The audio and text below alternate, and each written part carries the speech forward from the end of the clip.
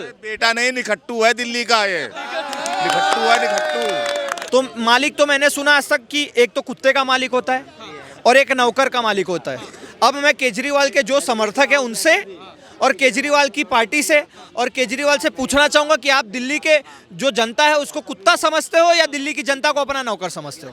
ज्यादा शिक्षित हो गया तो ज्यादा लूट लेगा, अगर ज्यादा लूट लिया तो कंगाल हो जाएगा। इससे अच्छा है कि अनपढ़ नेता ही मेरा अच्छा हो। तो तो मनीष सिसोदिया को एजुकेशन मिनिस्टर भी बना रहे हैं जो बच्चों से जुड़ा होता है और उसी मनीष सिसोदिया को लिकर मंत्री भी बना रहे हैं जो कि बेवड़ों से जुड़ा होता है, कंगलों से जुड़ा होता है। क्या है दिल्ली में क्या है, इनके पास में 4 सेक्टर है, चारों सेक्टर में अच्छा काम कर रहे हैं, बिजली, पानी, शिक्षा, स्वास्थ्य। पूरी दिल्ली ट्रैफिक से जाम है, हवा दूषित है, पानी दूषित है, खरीद के पानी पीना पड़ रहा है। पहला राज्य ही ऐसा है। ये ऐसा ही जुमला है जैसे 11 लाख वाला जुमला है।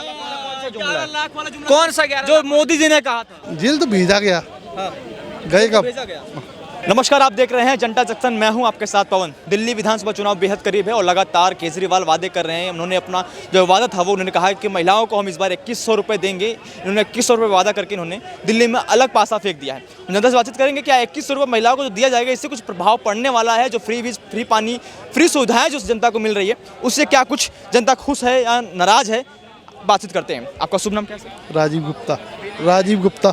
गुप्ता जी, क्या लगता है आपको? दिल्ली विधानसभा चुनाव करीब है और केजरीवाल इसमें मैदान में है, क्या कुछ आपको नज़र आ रहा है इस बार भी क्या केजरीवाल अपनी गद्दी को संभालेंगे? बिल्कुल संभालेंगे, संभालेंगे, बिल्कुल संभालेंगे। क्यों? माहौल है, माहौल है। माहौल तो बीजेपी का भी नहीं, जितना केजरीवाल का उतना बीजेपी का नहीं है। अच्छा, माहौल अगर आम आदमी पार्टी का है मान लीजिए, तो मनीष सिसोदिया का टिकट क्यों काटा गया उनकी सीट से? ये तो ये दूसरी विधानसभा लड़ रहे हैं ना चुनाव, तो दूसरी जगह से लड़ रहे हैं। पटवर्धन से जहाँ पे केजरीवाल को मनीष सिसोदिया पे इतना विश्वास था, हमेशा उनके कार्यों का वो सराहना करते थे, लेकिन ऐसा क्या हुआ कि पटवर्धन से इनको टिकट काट दिया गया? वो उनका वो है मैनेजमेंट, किस जगह से किसको ऐसा लड़ाना तो है। नहीं था कि जेल जाने की वजह से उनकी जो छवि थी वो खराब हो गई? जेल तो भेजा गया, गए कब? भेजा गया। जेल तो राजनीति से प्रेरित होकर जेल भेजा गया। तो एक नया पौधा हरा भरा हो रहा था, उसको खत्म करने के लिए सब साजिश रची गई थी। बीजेपी तो अलग ही कह रहे तो भगोड़ा है मनीष सिसोदिया। तो भगोड़ा कौन नहीं है, सब भगोड़े हैं। आम आदमी पार्टी भी भगोड़ा है? नहीं, नहीं, आम आदमी पार्टी उसके उनमें भी नेता कई भग गए, आम आदमी को छोड़ के भी भग गए। भाजपा से आम आदमी में आ रहे हैं, भगोड़े सभी पार्टियों में। शुभ नाम क्या है? आसिफ नाम है मेरा जी। आसिफ जी, किसका माहौल लग रहा है? देखो इस बार तो मामला टाइट लग रहा है। हाँ, मामला टाइट है। हाँ, सुना रहे कर एक तरफा मामला है इस बार का। नहीं मेरे को लगता है इस बार जो ना, देखो सरकार तो केजरीवाल की रिपीट होने के चांसेस हैं, मगर सीटें कम हो जाएंगी।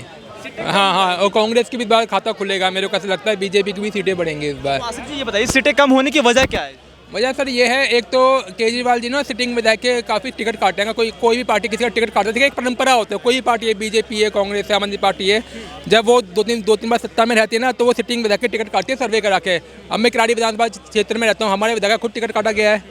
और जो बीजेपी जो पिछले बार जो अपोजिशन का जो लीडर था बीजेपी का, उसको पार्टी में लेके आके उसको टिकट दिया सिटिंग में जाकर टिकट काट के। आसिफ जी, अगर बात करें तो अगर आपने 2 साल 3 साल के लिए अपने केजरीवाल को मौका दिया, लेकिन अगर बात करें तो बीजेपी को मौका देने के लिए अगर कहें आपसे तो आप देंगे?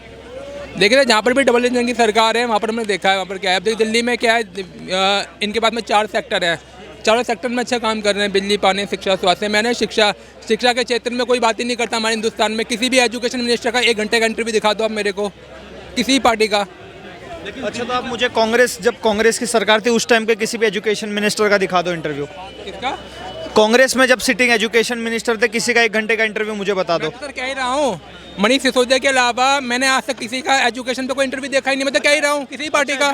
मनीष सिसोदिया बहुत अच्छे एजुकेशन मिनिस्टर थे सर।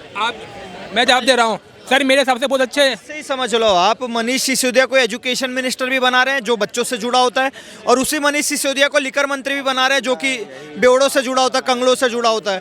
तो भैया, एक तरफ तुम दारू पे भी बेच रहे हो, एक तरफ तुम एजुकेशन बता रहे हो। मनीष सिसोदिया एकमात्र ऐसा एजुकेशन मिनिस्टर होगा जो बगल में स्कूल है और स्कूल के बगल में दारूशाला खोल रहे हैं, और वो दारूशाला एक मर्द के लिए अलग और पिंक ठेका लड़कियों के अलग। तो ये मनीष सिसोदिया है? इन्होंने बोला था कि भैया यमुना साफ करेंगे, आज जाके यमुना मैया का हाल देख लो क्या हुआ पड़ा है, पूरा झाग झाग झाग झाग। इन्होंने कहा था कि भैया बिजली पानी सब सही कर देंगे, पानी आज देख लोगे किसी दिन हरा आएगा, किसी दिन नीला आता, किसी दिन काला पानी आता नल में से। डीटीसी इनकी घाटे में चल रही है, जल बोर्ड घाटे में चल रही है। अभी ये बोल रहे थे कि भैया मेरे पास जादू की छड़ी है, वो घुमाऊंगा तो पैसा ही पैसा आ जाएगा। 10,000 करोड़ का उधार मांग रहे हो तुम केंद्र से। अरविंद केजरीवाल ने सिर्फ जुमला दिया है। अरविंद केजरीवाल ने दिल्ली को एक पोल्यूशन का भी हाल आप देख लो, दिल्ली को प्रदूषण दिया है, दिल्ली को हानि दी है, दिल्ली को नुकसान दिया है। इन्होंने दिल्ली को राजधानी जैसा बनाना चाहिए था वैसा नहीं बनाया, सिर्फ जुमले की राजधानी बना के रख दिया बस। तो ये भी तो कह रहे हैं कि जो दिल्ली की मूल आवश्यकता थी वो हमने दिया है जनता को, यहाँ पर बिजली फ्री, पानी फ्री, बस की सुविधाएं फ्री महिलाओं के लिए। अब तो महिलाओं को 21 रुपये भी दिया जाएगा महिलाएं के लिए। अब तो हम केजरीवाल के साथ ही हैं, केजरीवाल के साथ हमारा दिल्ली। केजरीवाल ये भी तो कह रहा है कि हम दिल्ली का बेटा हैं। जो केजरीवाल हैं और जो केजरीवाल के समर्थक हैं, मैं उनसे पूछना चाहूंगा, तुमने इसके पहले वादा किया था कि मैं 1000 रुपए दूंगा, मुझे 10 महिला लाके खड़ा करके बता दो यहीं आसपास में कि किसको 1000 रुपए मिले हो। भैया मेरे भी घर वाले रहते हैं, मैं भी किसी मोहल्ले में रहता हूँ, वहाँ तो किसी को नहीं मिले 1000 रुपए। सिर्फ जुमला, सिर्फ जुमला। इन्होंने तो ये भी कहा था कि भैया मैं गाड़ी में नहीं लूंगा, ले लिया ना गाड़ी शीश में। जिस दिन कोरोना में जब पूरी दुनिया त्रस्त थी तब ये 56 करोड़ का मकान बना रहे थे। तो ये है तुम्हारे केजरीवाल। भैया ऐसा जुमलेबाज, ऐसा केजरीवाल अब हमें नहीं चाहिए।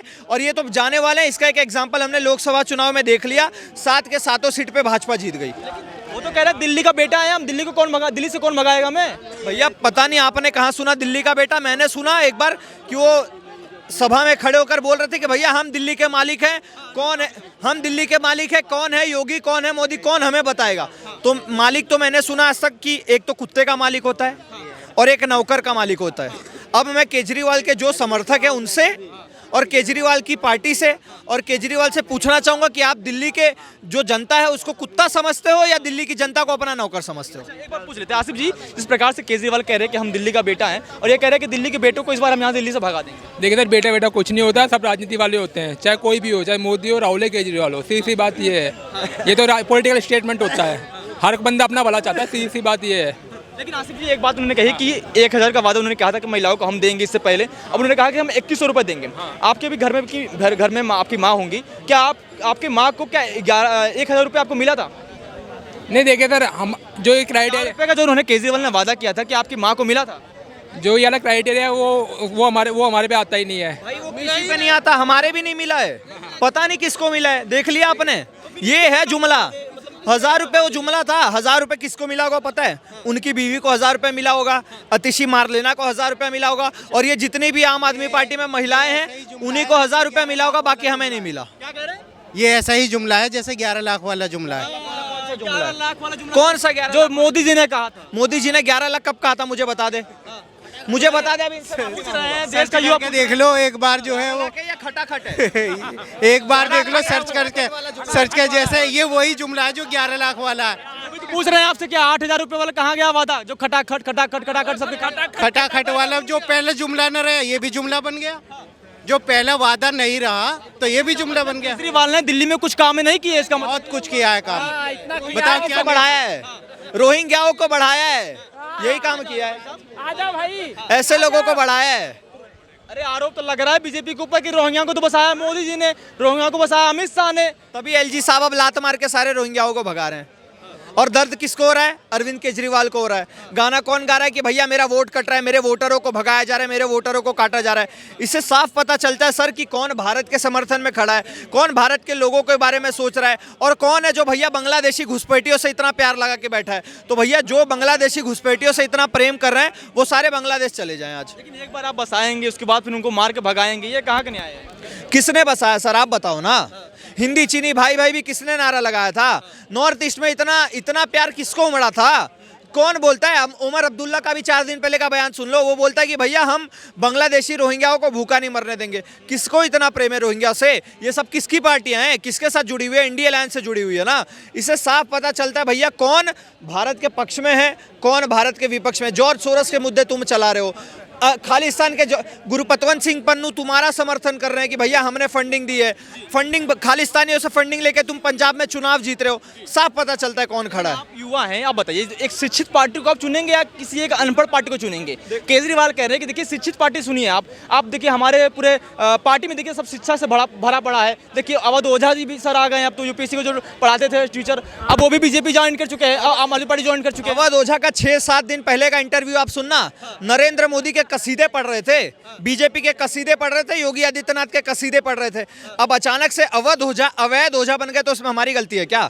भैया ऐसे अवैध को जैसे बुलडोजर से ध्वस्त कर दिया जाता है उसी तरीके से इनको भी पड़पड़गंज से खड़े ना, इनको भी ध्वस्त कर दिया जाएगा इसी चुनाव में। शिक्षित पार्टी चुनिए, आप ईमानदार पार्टी चुनिए ना सर। एक शिक्षित नेता, हमने इमरान खान देखा था पाकिस्तान में, आज पाकिस्तान के हाल देख लो आप। एक शिक्षित नेता यूक्रेन में देखा था, कॉमेडियन, आज देखो उसने यूक्रेन का क्या हाल कर दिया। तो भैया, और तीसरा शिक्षित नेता आप राहुल गांधी देख लो, 10 साल से जहां जहां इन्होंने प्रचार किया वो सीट कांग्रेस हार गई। तो भैया ऐसे शिक्षित नेता हमें नहीं चाहिए। अगर एक अनपढ़ नेता 10वें नंबर की अर्थव्यवस्था थी उसको आज तीसरे चौथे नंबर पे ले आ रहा है, जिस अनपढ़ नेता के आगे जो अमेरिका कल तक आंख दिखाता था वो आज मस्तक हो रहा है। तो भैया हमें ऐसा ही अनपढ़ नेता चाहिए। ये होनी चाहिए हमारी। शुभ नाम क्या है सर? हमारा नाम शुभम जायसवाल है। जायसवाल जी, ये बताइए आप शिक्षा चुनेंगे या फिर अनपढ़ कोई नेता ऐसे पार्टी के चुन लेंगे? नहीं, शिक्षित नेता चुनेंगे या आप अनपढ़ नेता चुनेंगे?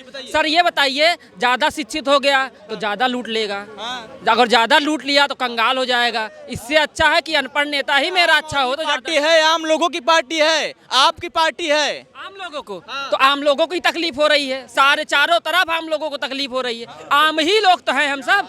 क्या पूरे आपका दिल्ली को पूरा नरक बना दिया केजरीवाल ने। नरक की बात कर रहे हैं, स्वर्ग बना दिया दिल्ली को। फिर कहाँ स्वर्ग बना दिया? एक महिला अपने बेटे के साथ में बारिश के समय में नाले में गिर के मर जाती है। क्या हाल है दिल्ली का? ये पूरी दिल्ली ट्रैफिक से जाम है, हवा दूषित है, पानी दूषित है, खरीद के पानी पीना पड़ रहा है। पहला राज्य ही ऐसा है भारत के अंदर जहाँ पानी खरीद के पीना पड़ता है। बोलिए। बेटा है केजरीवाल। बेटा नहीं, निखट्टू है दिल्ली का। ये निखट्टू है। ये कितने खुश नसीब है कि आपको एक ईमानदार नेता मिला है। काहे का खुद नसीब हूँ? ये ईमानदार नेता, ये बेईमान है। ये 52 करोड़ का हवेली में मजे ले रहा है, दुनिया को दिखा रहा मैं कुछ नहीं लूंगा, बच्चों की कसम खाता हूँ, बीवी की कसम खाता हूँ, मैं कुछ नहीं लूंगा।